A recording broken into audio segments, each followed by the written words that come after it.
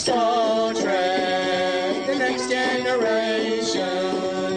Your love throughout the nation. You're my favourite show. Was in every episode you're lucky. You don't have to wait for buses. You just step into the transporter and off you boldly go.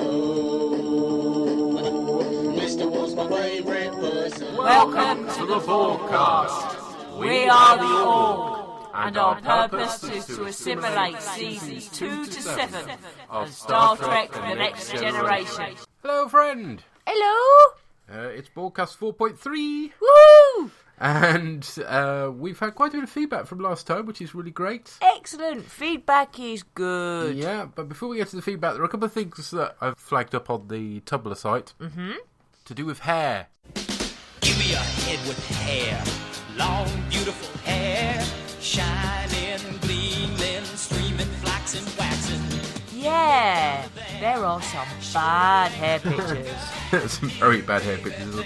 One with Geordie from Appearance in Murder, She Wrote, I think it is. Yeah. Which he kindly put up on his Twitter feed, so he was drawing attention to it. It was really cool. And then there's another one that's been doing the rounds on Tumblr, which is a clip of the crew, I think, when they were still during the series run, with some quite shocking 90s hair. Yeah, really quite bad. The only person who gets off lightly is Patrick Stewart, yeah, because he obviously. doesn't have anything. So the answer to avoid hair embarrassment is to be bald, clearly. Also, in the realms of Tumblr, we've been having the phenomenon. I never say phenomenon. But at the best of times, and now we're all bugged up, even less so. Gates McFadden has a Tumblr page. Yeah. But it's not just any old Tumblr page. Oh, no. It's a Tumblr page whereby she puts up pictures, professionally taken pictures in a studio, of a Beverly Crusher figure in various positions. The latest one is it riding a cat. Yeah, it's cool.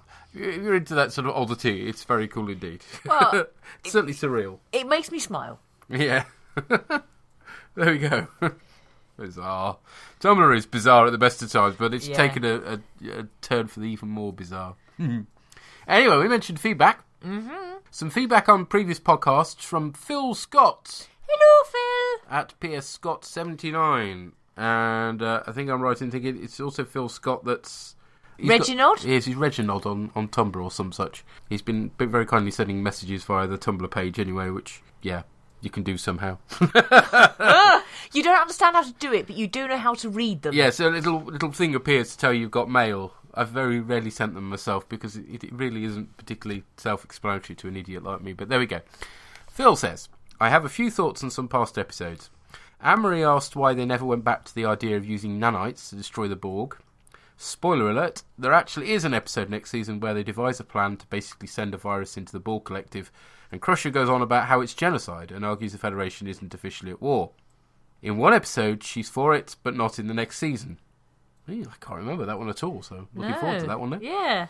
I also think Best of Both Worlds Part 1 and 2 is viewed in higher regard than any Next Generation movie. Yeah, I think that's right. Yeah, no, I agree. I mean, the best of the Next Gen movies is First Contact, and that's nowhere not near as good. No, it isn't.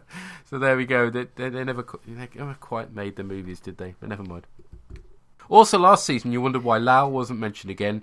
Data will bring her up in a later episode and will show a painting that he made of her. Hooray! I'm glad about that. That's sweet. I did like the episode Tin Man. Okay. Was it just me, or did it look like Tam was wearing Peter Pan's clothes? No, it wasn't just you. I thought that at the time. And the sounds that Gomtu made were sounds from the sound effects editor's stomach, recorded through a stethoscope while he was eating a pizza. Okay. If you watch that scene again with that in mind, it will only reinforce the fact that Gomtu is Space Poo! Yeah, it will. I'm going to give some feedback on Remember Me. He has done, thank you. Thank you. But wanted to see if either of you liked the first season episode Where No One Has Gone Before. That is the first episode with the Traveller and one of my favourites from Season 1. It is definitely one of the strong points from Season 1, but I suspect you've not seen it in a long time, have you? No, because Riker hasn't got a beard. Exactly. So whereas I went through all the whole Season 1 before we started recording these podcasts in Season 2, Anne-Marie didn't because Riker hasn't got a beard. Yeah, you did make me watch the best and the worst. The best was fine, apart from Riker's beardlessness. Yes. The worst was an absolute abomination. Occasionally the thought does occur to me that it might be nice to go back and do some more episodes of Season 1, but she just isn't going to do it, folks, so... No, Riker doesn't have a beard, it's wrong. You can lead a horse to water, but you can't make it watch season 1 of Next Generation, apparently. No. And that's not me calling my wife an old nag. You git! Remember, horse is the new beef. Anyway. Thanks! You're calling me a fucking cow now? Oh, no! Another tickles! I've got beer in my hand! I'll drink your fucking beer and I will tickle you! You absolute utter git! Oh, this could be the first podcast recorded with a murder in it at this rate. Murder by tickling? Well, you know how ticklish I am. Yes, that's why I'm tickling you! So unfair. Well then don't insult me! I'll try not to. That would be a good They plan! leak out occasionally. Right, calm down. Okay. Well, I would be calmer if I wasn't being insulted, would I not? If I could finish Phil's feedback. Hey, it's a great podcast. Hooray! Thank you. He also gives us some feedback. Last time we talked about, what was the rubbish episode? Suddenly Human. Oh, with the bollocks. Crusher's crazy isolation chamber. And he says, geek boots. There's some sort of field, presumably something that kills any foreign contaminants, that she has to reach through to get to the patient. Yes, we're aware of that, but the fact is that her hands are in there. Now, the thought did occur to me when I was walking the dog a couple of days ago. Right. Because this is the sort of thing that just stays in my mind for days on end. That possibly this was some sort of contamination thing that it only affected you if you breathed in. Therefore, her having her hands in the environment didn't matter, because you don't breathe through your hands. Well, unless you're talking about the stuff that goes into your pores, in which case it is a problem. So it might just about have an explanation if you go down that road. Ish. Yeah. Pie Man informs us that there is a shield that gets rid of contaminants, but it causes dry skin, and Beverly wouldn't want to give him that. It's itchy. Thank you, Murray. Thank you. Phil goes on, raising Wesley has made her immune to most annoying child actor infections. I originally thought that Wesley was left alone on the Enterprise because Gates McFadden left the show, but apparently it is normal for parents to leave their children on the Enterprise if they're particularly annoying, as we found out.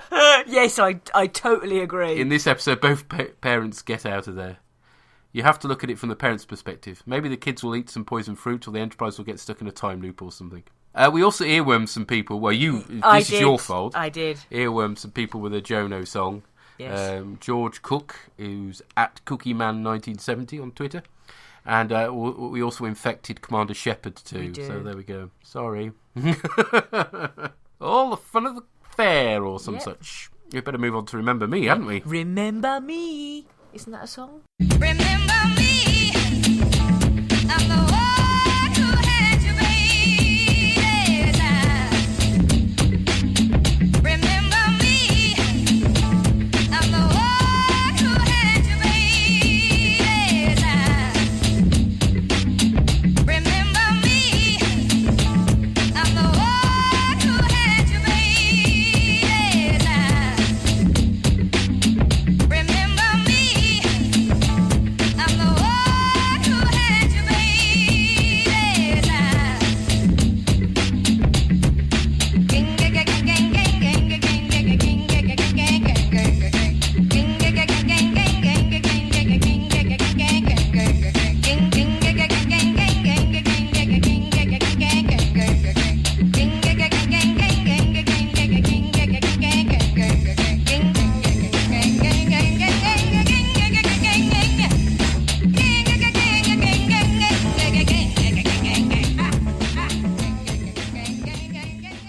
So that was Remember Me by Blue Boy. You can tell I'm a frustrated DJ, can't you? But anyway, Remember Me! Next time on Star Trek The Next Generation, a helpless Dr. Crusher watches all her friends and family vanish. They're all gone? An unexplained force leads to an invisible massacre. There are now over 900 missing. Confusion turns to desperation. I need you to tell me if I've gone completely mad. Is it a deadly mind game or a real-life nightmare? On Star Trek The Next Generation.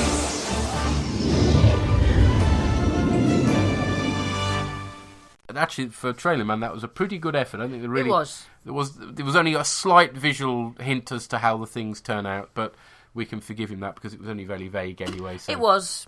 Okay, so this is going to be brief, because to be honest, there's not much to it.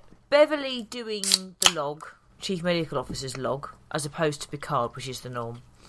They've gone to Starbase 133 for a crew rotation. Her mentor and best mate, Dalen Quace, is coming on board, and he has an impressive tash. He has, hasn't he? He looks a really sweet guy, actually. Just wanted to give him a big hug. They're having a chat about bereavement, because he's recently lost his wife, and it's part of the reason he's giving up his post. Yeah. And she talks about missing Jack. And isn't it nice to know that bereavement affects people in the 24th century? I bet this is another one that got by Roddenberry, actually, because I'm sure he would have stopped it otherwise. Yeah. But there's another line that I think must have got by Roddenberry. I'll come to that in a minute. Anyway, he has an impressive tash, and he's quite sweet. And then they're chatting away, and he says that one of the things about getting old is people start dying, and it's only once they've gone that you realise you didn't appreciate them while they were there.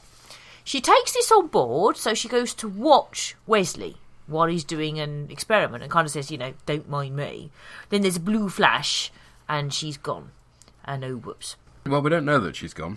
Well, yeah, because he turns around and says, Mum. Yeah, but it's a bit later on, isn't it? So the first time you watch, the inference may be, although, to be honest, you probably guessed already, that she'd walked away. Yeah. I mean, that's presumably what Wesley's supposed to think about. Yeah, that's true. Rather than, oops, my experiment has eaten my mum, because otherwise he would look rather more panicked than he does. That's true. See, this is one of the problems, is that whereas quite often I don't remember episodes, and so I'm saying to you things like, oh, I don't know that one, I'll do that one. This one I remember really well, and it's one of those things that once you know it, you can't unremember it. You can't, no. So I'm doing my best to try and think back to when I watched this the first time, and in a minute I will come on to what I remember thinking of it the very first time I saw it. Mm-hmm.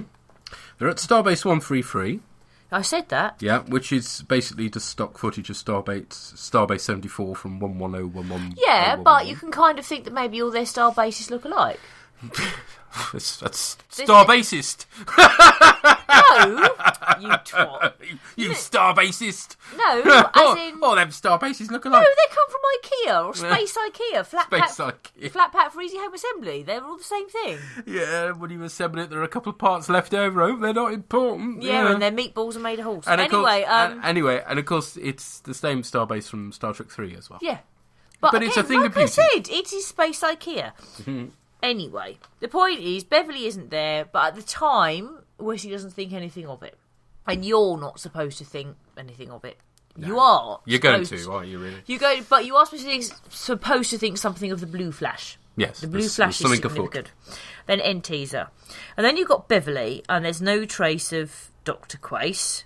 And then it goes to 800 people missing. And basically, what's happening is people are disappearing. There's a couple of incidences of a blue vortex trying to pull her away. Mm-hmm.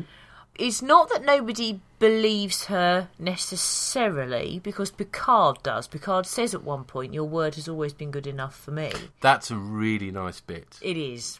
Captain, please. Return this ship to Starbase 133 for a full diagnostic. I realize you have my word only to convince you.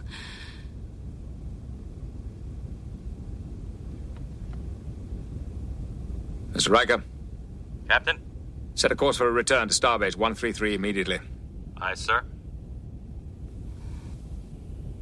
Your word has always been good enough for me. Initially, they're like a bit sceptical, but Picard... Riker's really aggressively sceptical from the first moment. He's like looking at her with squinty eyes and... You're mad, you annoying woman. It's like, what happened to Riker in this story? Yeah. He's really unlikable. He is, actually. You'd think he'd give him a little more leeway, but apparently Riker hates Crusher all of a sudden. Yeah. No, he does give her the... Perhaps he has to call the register at the beginning of the day and it's pissing him off that she's saying there's more people. I'm not calling out all those names, they're not here. Some of the people that disappear include Dr. Salar, who gets another name check. She must be one of the most name-checked people that only ever appeared in one episode ever. Yeah, gotta be. Gotta be. But the other line I refer to is that early on, when more people believe her than don't, Riker aside, Picard says it's worth contacting Starbase 133 anyway in case he had any enemies. Yes. Now, this is a future where human beings are supposed to get on with each other. And so that, for me, that was automatically a Roddenberry alert that he obviously must not have been aware of this line. Well, yes, I suppose the inference being any enemies that weren't part of Starfleet, but then what were they doing on a star base? So, yeah. Exactly. Yeah, so it didn't quite chime rightly with me either, because, particularly with him being a sweet old duffer, it's like... And a medic as well. Yeah. If he had been, say, a tactical officer, it would be more logical that he might have enemies. I don't know. But a doctor? In this supposedly majorly utopian future, highly unlikely. So yeah, that just set off my. If it had been Bashir, I guess there would have been a queue of people that didn't like him. But well, yeah, but that I point out this already long before we get to Deep Space Nine. I love Bashir, but there does seem to be a collective of people that never did. Yeah, because of he is supposed to be arrogant for good reason. But anyway, let's not get sidelined by Deep Space Nine. Anyway, the point is the basic plot is everybody's disappearing. And fewer people believe Dr. Crusher. But as more people disappear, it becomes less and less logical that the Enterprise has as many chairs as it does. Yes. Has as many rooms as it does. Yeah. And so Crusher goes from a phase of doubting herself, where she has a conversation with Troy, to actually thinking, no, hang on a minute, this isn't right, this makes no sense. And she starts to use her diagnostic skills to work out what it is that's gone wrong and what has happened. And although overall I don't particularly like this episode, watching it again, I like that aspect. I like the fact that she uses what she's good at. She is a diagnostician, and she uses those skills to work out what she should do, where she should go. And that I like. I think the basic problem for me with this story is, as you say, you remember the plot, and I'm not sure how soon you guessed it last time, but basically they tip their hat 14 minutes in. Yeah. Because they talk about... But Crusher's goes down to engineering to find out what the hell's happening. Yeah. And is it because she's looking into the disappearance of her friend, Dr. Quace? And there's the suggestion floated that perhaps the warp bubble that Wesley was experimenting with in the teaser might have swallowed Dr. Quace. Right. I mean, that's basically... Yeah, and then if you can't put two and two together then... I know, and it's like Dr. Quace wasn't in engineering, so why would it have swallowed him? Whereas Beverly Crusher should go, was, well, I was... And did obviously kind of disappear. So it's at that point they're like saying, here's the plot, folks. Yeah. Which is a big shame. Yeah, I mean, from my memory of watching it first time round is that gave me suspicions, but I kind of hoped that it was going to actually be more clever than that. Yeah. And then you get the first appearance of the vortex sucking her in, and I'm like, no, it's not more clever than that. To bless her, she did do all her own stunts. Okay. Did Did she do her own hair as well? It looks shit. It doesn't look great, does it? This season is not a good season for her. All costumes! The Traveller's costume! What is it with those long lines that highlight the crotch? Yeah, I know. Yes, I'm not sure if it's exactly the same costume from his season 1 appearance, but yeah. Not good costume. It isn't a good costume. No. Yeah, and the Traveller's back. He was apparently a sort of kind of last-minute addition. Makes sense, though, it does, in the context. And the fact that we'll see him at least once more before the end of the series as well. Yeah, which that's an episode I remember. Actually. And he obviously impacts on Wesley's story quite nicely. He does, and so that I can live with, although he does turn into Yoda quite quickly. He does. I mean, there is some dialogue that literally, if you just have to put the verbs at the beginning of the sentence, and it would be Yoda. Let it go, Wesley. Let go of the anticipation, the expectations, the demands upon yourself. Let it all go. Leave it behind. Yes, the ability is there inside of you. You do not need to look for it. That is another thing I was going to mention, though. Originally, apparently, before they inserted the Traveller, it was all going to turn out to be a dream. Oh, thank heaven they didn't go down that road. No, I'm glad they did the Traveller. That's better. Yes. Now, what I was going to say is the first time round when I watched this, I was really taken by the idea of somebody being able to create a reality with their own thoughts given the right other circumstances. It's kind of magic from maths, isn't it? Yeah. Which is an interesting one, because probably the sort of thing that makes mathematicians very cross indeed. Those that, can't have any truck with magic, that is, anyway. But, yes. Well, does it work with imaginary numbers? I don't know. Yeah. But it's the very first time I watched it, the moment that aspect started to appear in the discussions and in the plot, actually it had me hooked. I liked that aspect of the story. And even though up until that point I'd been a bit disappointed because they do tip their hat early, and there's me thinking maybe there's more to it. No, there wasn't. This aspect, first time round, actually really intrigued me, and I really liked it. But on a repeat viewing, it's not enough, I find, to get you through without 2 pints of beer minimum. The bits where the Traveller's telling Wesley to close his eyes, I mean, that's pure Yoda as well. It's like you may as well have got... Yeah, this is one of my notes, okay? As well as crap costume, creepy man, and he's creepy because of the dialogue, by the way. He's not creepy intrinsically. Mm-hmm. The dialogue makes him creepy. It says, how does he press the right button with those fat fingers? Yes, it must be a bit of a struggle for him, yes. I mentioned Gates McFadden doing all her own stunts. A few weeks later, she discovered she was not heavily, obviously, although she'd noticed, but she was pregnant. Oh. Whilst doing all those things that possibly she shouldn't have done, but there we go. Whoops. Yep. And one of the other things that annoyed me was the fact that it's Picard that's left at the end with Crusher. It would have been Wesley. If it had been based on her own memories, wouldn't it, really? Possibly. Yeah. I don't know, it just seemed awfully convenient to be Picard. It didn't seem right. And especially when she then she's about to give away something about their relationship or some such. She's building up to something. And then he disappears. It's like, yeah, you kept Picard to the end for that very reason, didn't you? Just to tease us with that. Yeah. Ultimately, this story would have been a lot better had it been a different Starfleet Doctor. Can you imagine this with McCoy? McCoy would have been brilliant. Or with... How angry and cantankerous would he have Exactly. No, he would have been the ideal... He would have been, yes. Although, I have to say... Possibly with Bashir and O'Brien, that would have worked really nicely as well. No, with Pulaski it would have worked. Possibly even with Pulaski, although she but would have not as much as... No, the one that I like it best with as an idea is McCoy. Definitely McCoy would have been much better. That would have been really good. So it does rather expose the fact that Gates McFadden is not the best. The story hinges over her performance, and she's okay. She's not massively irritating. There are occasional lines where hackles get up a bit, but ultimately she's not. She can't hold a whole episode together, I find. No, but my thinking on that, which to me came out of this episode, is not connected to Gates McFadden's performance, which actually in this episode I happen to think was pretty good. I think, because I know it's come up in conversations with Gates McFadden and Marina Sirtis, I think her character has insufficient depth to carry the episode. I think you're right, yes. There's not much to Dr. Crusher, is there? No.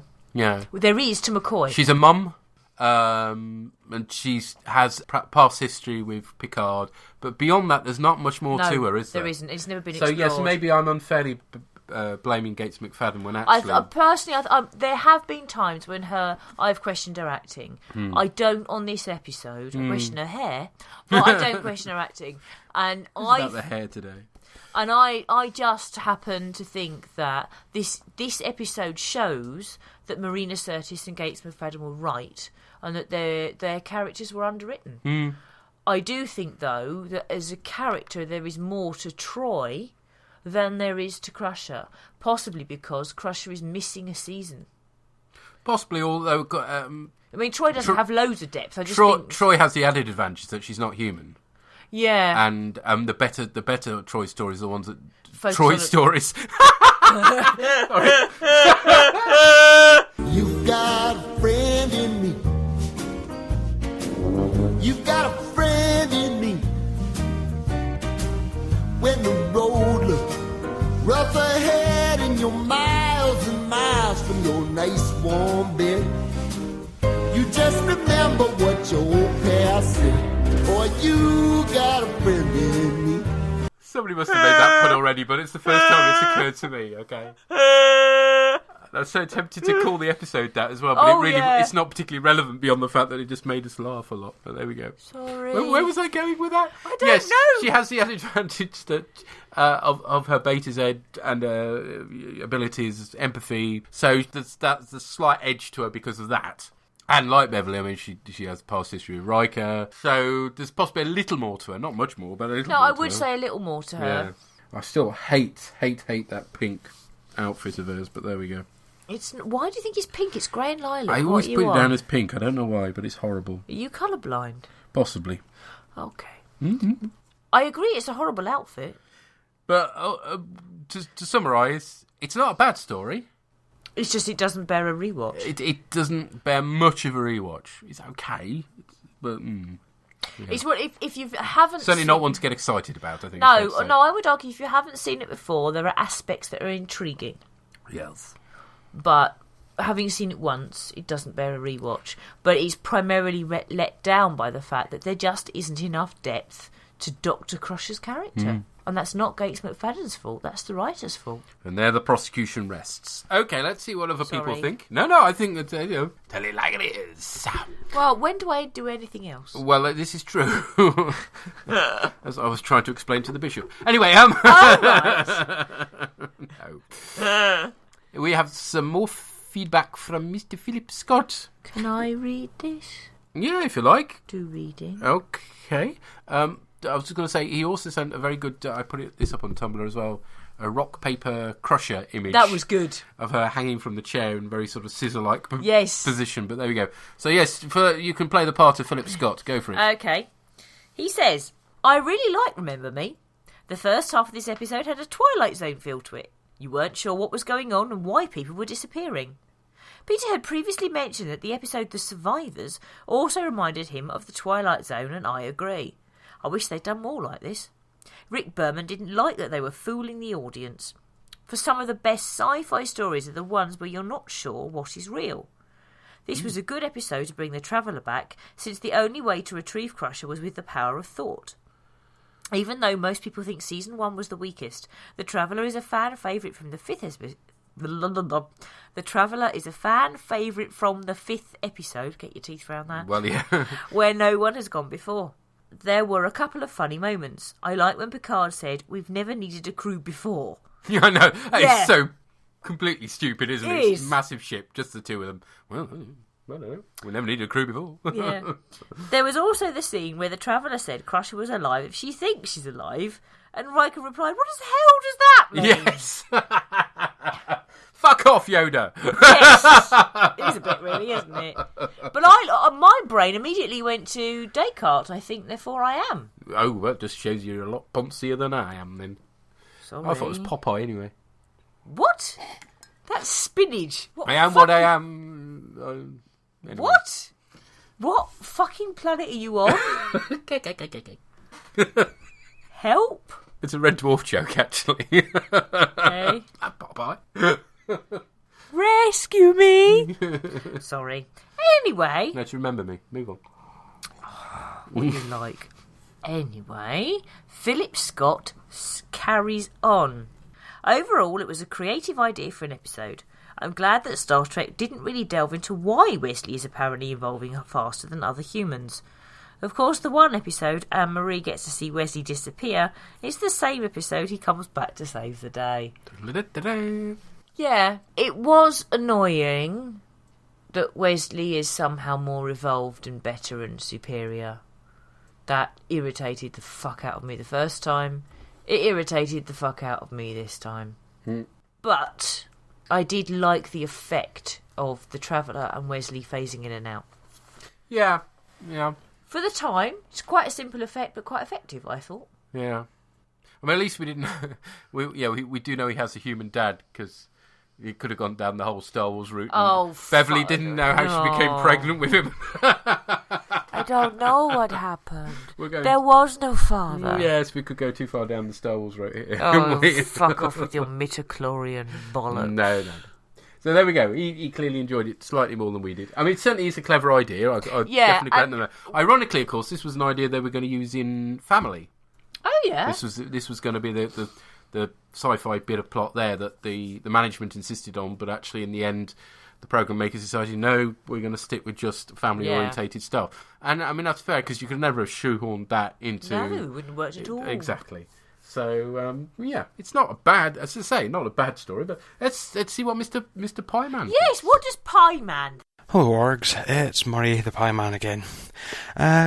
Talking to you feedback about the episode Remember Me. Now, I actually really quite like this episode. I mean, it's not going to ever sit there in your top 10 episodes of Trek, but I rather like the concept, and considering it's a Crusher episode, and let's face it, the prospect of a Crusher episode isn't always something that's going to fill you with joy and excitement.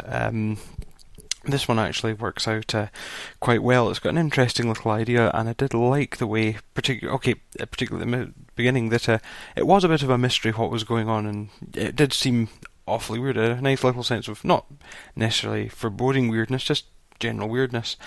Some criticisms, I'd probably say it would have been nice if they could have found a way to make it look like it was all in her head, sort of have a 50-50, is she going crazy, or is something actually happening? And second, we could have probably done without the reveal that the crew are indeed trying to get her back. Near the end, I thought it would have been better if we'd actually had it, to an extent, not just a bottle episode, but a bottle episode with the Crusher. There are still some. Well, it's nice to see the Traveller again. It's nice for once again a bit of that ever common Next Generation continuity, and there are some lovely little exchanges. I particularly do like Crusher's exchange with the computer when she's sitting on her own on the bridge. Can one person command the ship? And the thing says no. And well, how come I'm the only crew? I quite like that.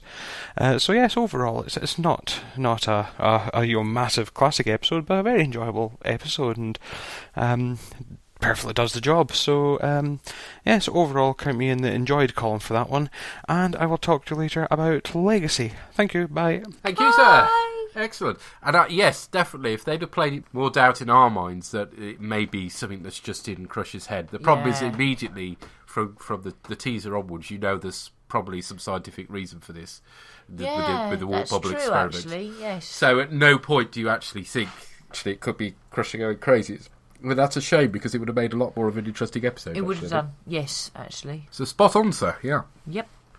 Okay, so as he suggests, we now move on to Legacy. Ooh, it's not Tron Legacy, though. It isn't Tron Legacy, no. Next time on Star Trek The Next Generation, a shocking discovery on a forgotten planet. A mysterious link to the past captivates the crew. I'm Tasha's sister.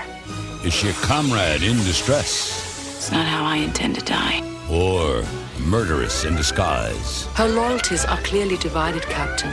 Find out who the real Shara Yar is on Star Trek The Next Generation.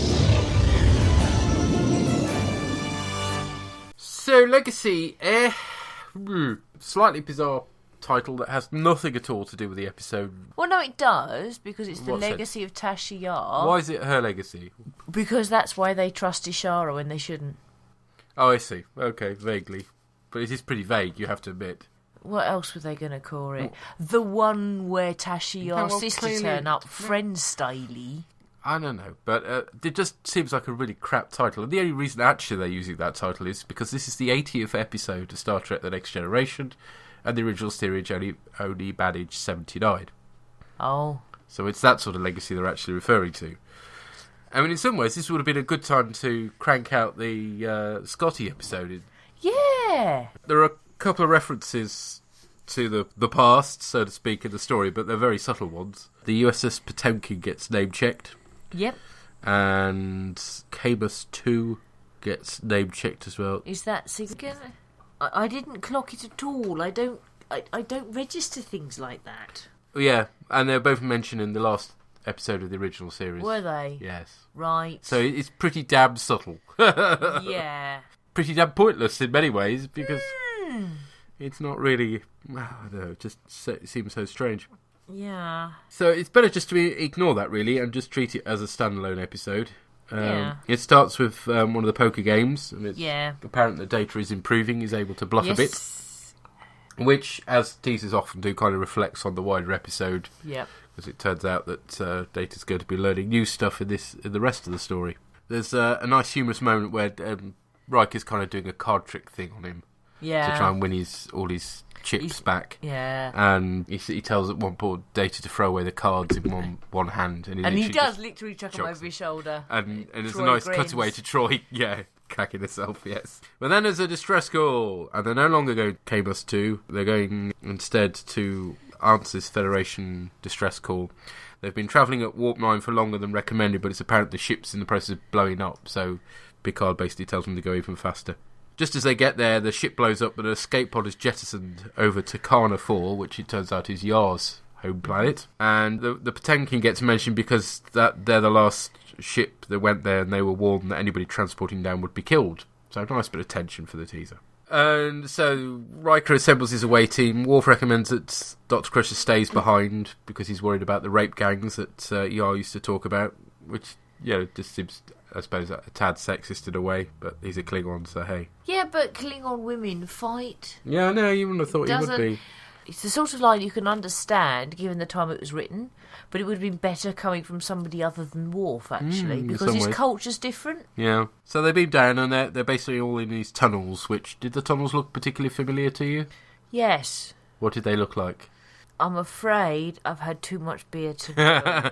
Basically, they're redressed sets from the Borg cube from Best of Both Worlds. So they did look familiar, it's just that I couldn't place where... I mean, they've dusted them up a bit and pulled off some of the tech from the walls, but ultimately, once you know that they're the Borg cube sets, it becomes blatantly obvious, particularly with the lights that are hanging down.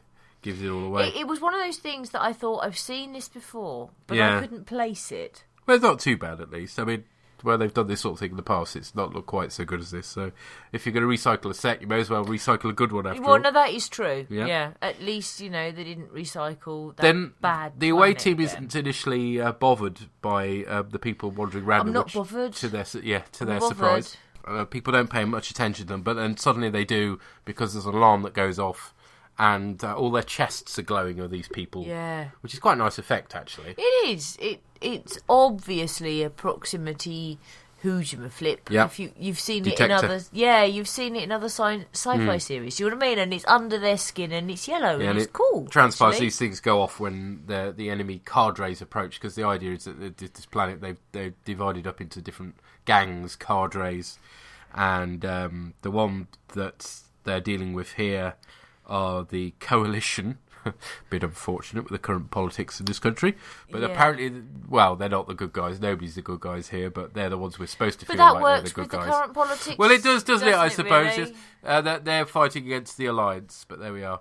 These proximity detectors had been introduced by the government, but the government has since fallen.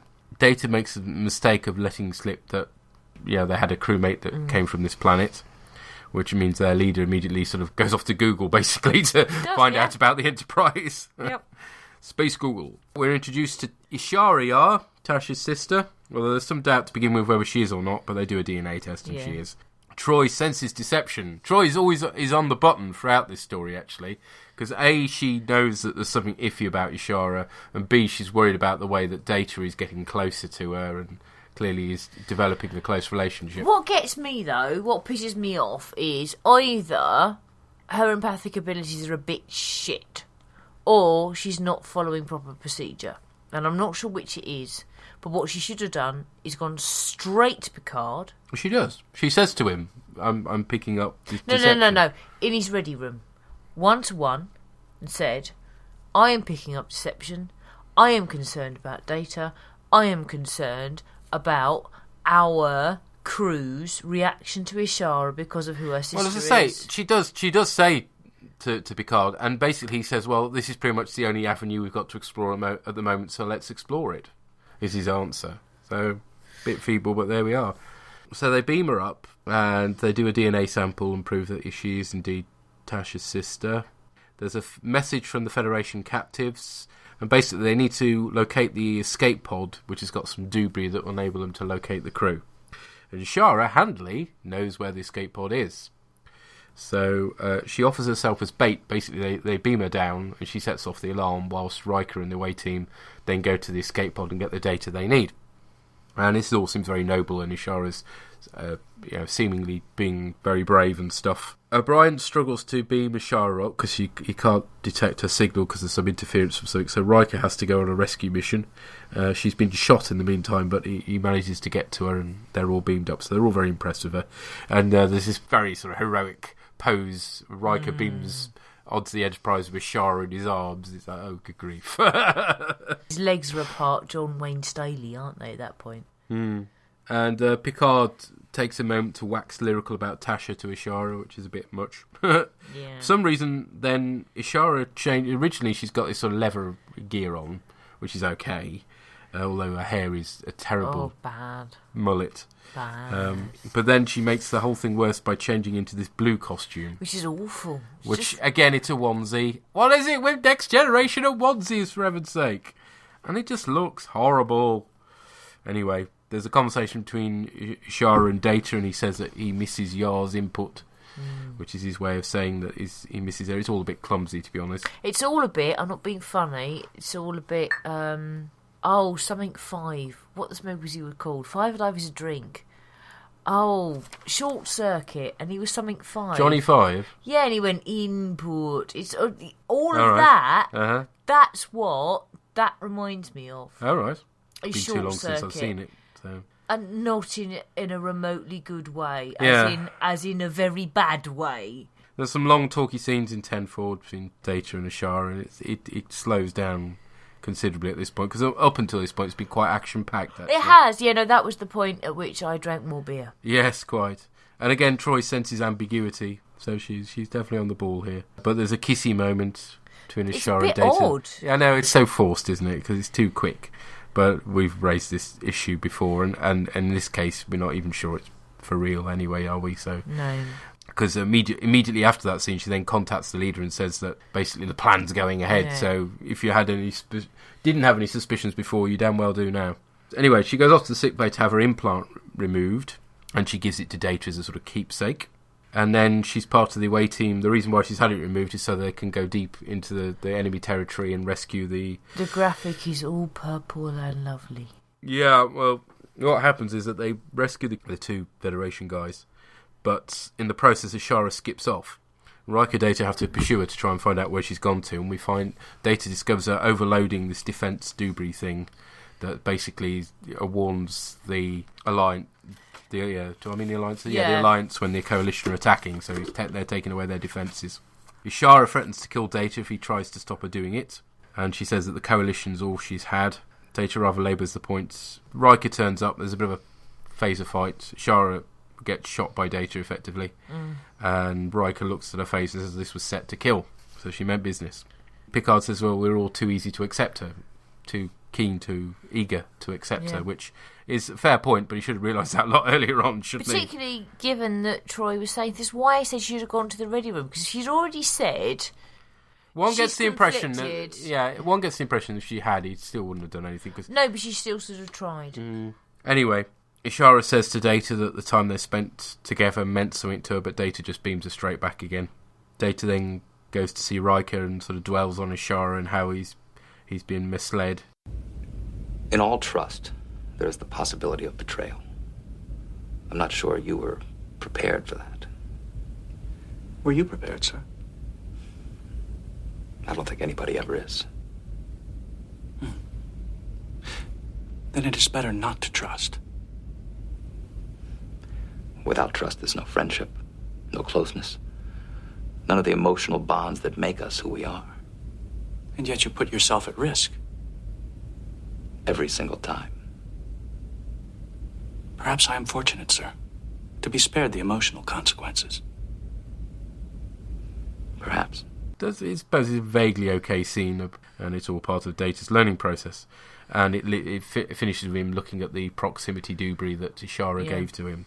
So there we go. There's lots of action in this story. There is. Anytime they beam down to those poor cube sets, Yep. things get good. But it does slow down with the talky scenes. And the Yes, basic it does. problem with the story is from the first minute that she's going to betray them, because if she you do. doesn't, it would have been a very boring story, let's face it. So you never convince for a moment that all is going to turn out well with this relationship between her and Data and the rest of the crew, for that matter, either. When it was written, it was meant as an allegory on gang warfare, but it doesn't really dwell on that particularly, I don't think. And ultimately, it's not bad, but again, it's not particularly brilliant, which is what we could say about the last story as well, really. So I think, I mean, for me, with this rewatch, is that I think Troy should have tried harder.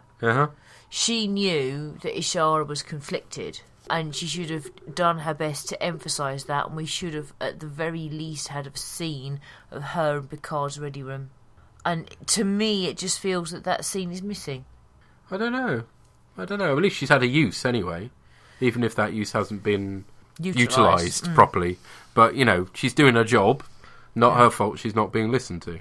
And the other impression I get on this rewatch is that it's sort of data exposition. Yeah. With quite a lot of it, with all the whole, you know, we miss people's input. So I am your friend and whatever. And I don't feel that aspect is well written. And I think if the writers wanted to explore the concept of data and friendship, it could have been done better in a different episode than this one. What I felt the first time round when I watched this was more, to be honest, I was even more distracted by the bad hair at the time than I was this time. Don't know why, but I was. And I think when I first watched it, actually my feelings were more in tune with the crew, that I wanted a sort of Tasha back. The very first time I watched it, in a way that now, however many years on, I don't. So, shall we find out what Mr. Pieman thinks? Yes! Yeah, it'll be interesting to see what he makes of it. Hello again, Orgs, and now this episode we're going to be covering is Legacy. I wasn't actually as keen on this one. I've seen this one a few times now, and I think it's got a nice idea, it has an interesting idea to it, but it doesn't really grab me. One of the things is Ishara Yar is basically the 80s made flesh. She's got her big mullet there. She turns up in her kind of rough suede leather jacket, and then later on she is wearing that rather terrible blue onesie, sort of like her bodysuit. I know that 24th century fashions are particularly weird to our primitive 20th century views, but it's not. I suppose it. Well, let's not go down that road before my mind goes somewhere it's not meant to. Anyway, so yes, I like the idea that they did work with the prior relationship with Data and Tasha Yar, and the idea of this sort of lawless colony is quite good. But in general, I just didn't find the episode really rolled on enough, and by the end of it, it wasn't so much that our inevitable betrayal was not a surprise. It was just at that point I didn't actually really care. So sadly, yes, not as good. Probably one of the definitely more of a miss than say Remember Me or the last couple of episodes we had. So yes, overall I could probably do without watching Legacy again. Although to give it some credit, the sort of Starfleet running and gunning in the corridors of the place is quite exciting, quite well done. It's nice to see Starfleet security not looking completely incompetent. And the scenes with Data, it does have a nice touch to it, and it is nice to see some extra characterization and continuity from these parts of the Data, and of course again two for two on references to previous episodes. So it's good for that, but overall I wasn't that keen on Legacy. So yes, as always, keep up the good work. Thoroughly enjoying the podcast, and I will hopefully talk to you about the next two episodes. Thank you again. Bye. Thank you, sir. Thank you. Yeah, it's not so good, that one, really. It's not horribly poor, but it's not great. We also heard from Dietrich Rogge. Hope we're getting your surname right, sir. And he's from the United States. So hello to all United Statesians. Hello. Thank you for the feedback, Dietrich. He says, what I think the trailer guy should say is, next time on Star Trek The Next Generation, Tasha Yar's sister joins the crew of the Enterprise. She's really hot, and she's wearing a skin-tight outfit that leaves little to the imagination. Check her out next time on Star Trek Next Generation. And he says some very kind words about the podcast and us, which is very sweet. So thank you, sir. Thank you. Okay, next time we'll be covering the episode's Reunion, which is the Alexander one. Okay. You can do that. Cheers. And Future Imperfect, which is the sort of Tomalak one. That's I remember that one. That's fine. It's better than Alexander.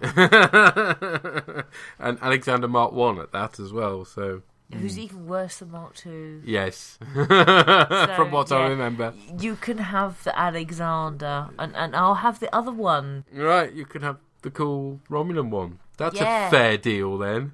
You owe me. Why? You called me a horse and a cow. Oh, yeah, that. Okay. Yeah. Not directly. That is not the point. Is it? We'll be recording on... No, is this right? Yes, Thursday the 4th of April. Ooh. So, happy Easter, folks, because that's the next time we'll be catching you. Yep. If you'd like to send in feedback, you got the old Geek Planet online forums, you got Twitter, rev_org, ammo_purple, bOrgCast.tumblr.com, and or emails revpeaceorgan@yahoo.co.uk. There we go. Take care, folks. Bye. Cheerio, bye.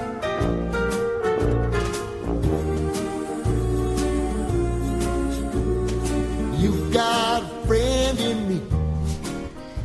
The bOrgCast is brought to you by those lovely purple people at Geek Planet Online. The song at the opening of this podcast was written and performed by Adam Buxton and is used with his kind permission. You just remember what your old past said. Boy, you got a friend in me. Yeah, you got a friend in me.